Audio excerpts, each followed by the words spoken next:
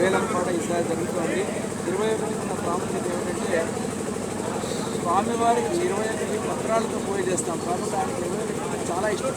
అదేవిధంగా 21 లడ్డు అన్న కూడా ఆయన అత్యంత ప్రీతికరమైనది కాబట్టి ఈ సంవత్సరం వేలంపాటలో లడ్డూకు విశేషమైన ప్రాధాన్యత ఉన్నది. దాన్ని ఎంత డబ్బైనా వెచ్చి తినడానికి భక్తులు సిద్ధంగా ఉన్నారు.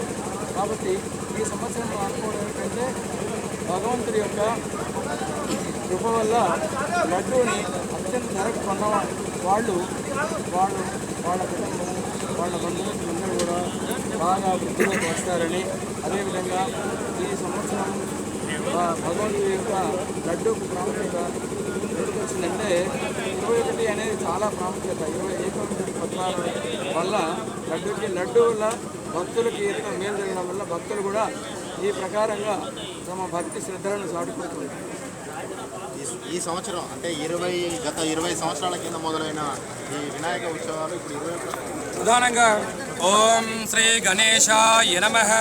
ఎన్టీవీ చూస్తున్న ప్రేక్షకులందరికీ కూడా బాలాపూర్ యొక్క స్వామివారికి ఒక కటాక్ష వీక్షణలు సంపూర్ణ ఉండాలని కోరుకుందాం.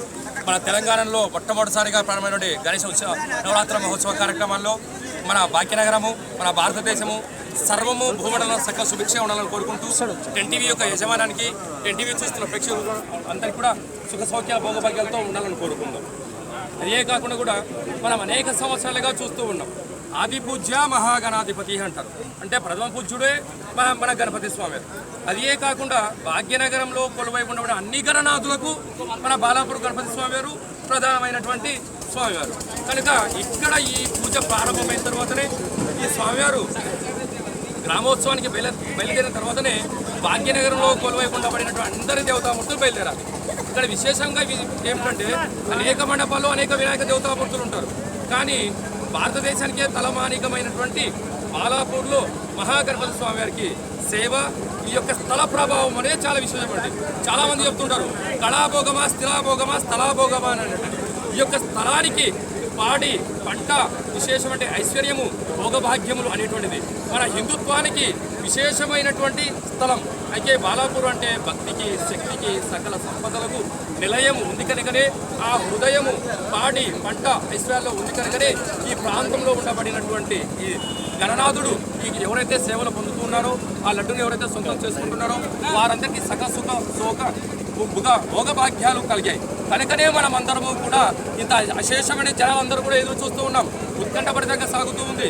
గత 20 ఏళ్ల కిందట 1994లో మొదలైనటువంటి లడ్డు వేలపాట ఈ సంవత్సరము అనేకమైనటువంటి స్థాయికి పెరిగింది. గతంలో తీసుకున్న వాళ్ళు ఇంకా కొత్తగా తీసుకోవాల్సినటువంటి వాళ్ళు, కానీ ఆ లడ్డు తీసుకుంటే బాగా అదృష్టం పడుతున్నటువంటి వాళ్ళు అనేక మంది పోటీలో ఉంటున్నారు. కనుక మనమందరం కూడా కొన్ని క్షణాల్లో ఇప్పుడే స్వామివారు ఉదయం నుంచి సుప్రభాత సేవ చేసుకుని చతుర్వేద పారాయణం చేసి స్వామికి విశేష మంగళ సేవలు చేసి ఉద్వాసన కార్యక్రమం చెప్పుకొని స్వామివారికి ఇప్పుడే గ్రామోత్సవం బయలుదేరుతున్నారు. అదే కాకుండా ఈ గ్రామంలో అత్యంత విలువైన శక్తివంతమైనటువంటి శక్తి ఏమిటాయి అంటే కొన్ని క్షణాల్లో స్వామివారు నివర్చానికి రాబోయే సమయంలో ఒక బొడ్రాయి అనేటువంటి ఒక దేవతామూర్తి ఉన్నారు. ఆ దేవతామూర్తి యొక్క చల్లదనం వలనే మన భాగ్యనగరము, మన బాలాపూరు సస్యశ్యామలంగా ఉంది. కనుక మనం కూడా అక్కడికి వెళ్ళేసి ఆ స్వామిని దర్శిద్దాం. హరి ఓం. బాలాపూర్ గణనాథుడు